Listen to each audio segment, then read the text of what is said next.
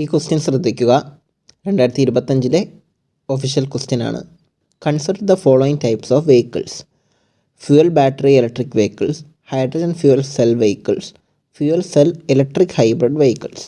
So ചോദ്യം, how many of the above are considered as alternative power train vehicles? തന്നിരിക്കുന്നത് ഏതൊക്കെയാണ് alternate power train vehicles. So ഇങ്ങനൊരു വാക്ക് power train vehicle എന്നുള്ള വാക്ക് ചിലപ്പോൾ കേട്ടിട്ടുണ്ടാവില്ല. നമ്മൾ UPSC പ്രിപ്പയർ ചെയ്യുമ്പോഴൊന്നും അങ്ങനെ കേൾക്കാറുള്ള വാക്കുകളല്ല. ആക്ച്വലി ഈ പവർ ട്രെയിൻ എന്നുള്ള വാക്ക് ഇവിടെ UPSC നമ്മളെ ഒന്ന് കുഴപ്പിക്കാനായിട്ട് ഇട്ടേക്കുവാണ്. നമുക്ക് ആ വാക്കില്ലെന്ന് വിചാരിച്ച് ഈ സ്റ്റേറ്റ്മെൻ്റ് ഒന്ന് വായിക്കാം.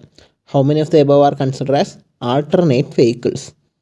ഓക്കെ, നമ്മളിങ്ങനെ കട്ടിയുള്ള വാക്ക് വരുമ്പം അതിനപ്പുറം ഇപ്പുറം ഉള്ള വാക്ക് വെച്ച് നമ്മളൊരു അർത്ഥം ആ സെൻറ്റൻസിൽ നിന്ന് നിർമ്മിച്ചെടുക്കാൻ ശ്രമിക്കുവാണ്.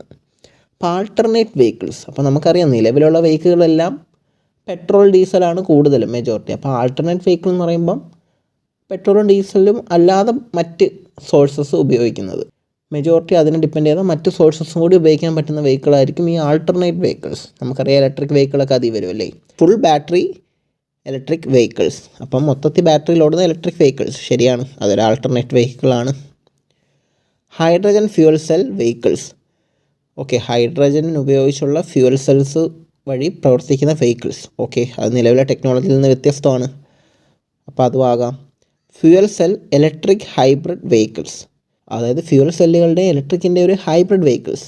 ഓക്കെ, കൊള്ളാം, അത് നിലവിലെ ടെക്നോളജിയിൽ നിന്ന് അല്ലെങ്കിൽ നിലവിലെ വെഹിക്കിളിൽ നിന്ന് വ്യത്യസ്തനായിട്ട് തോന്നുന്നുണ്ട്, അപ്പോൾ അതും എടുക്കാം. അങ്ങനെയാണെങ്കിൽ എന്താണ് ഉത്തരം? ഓൾ 3.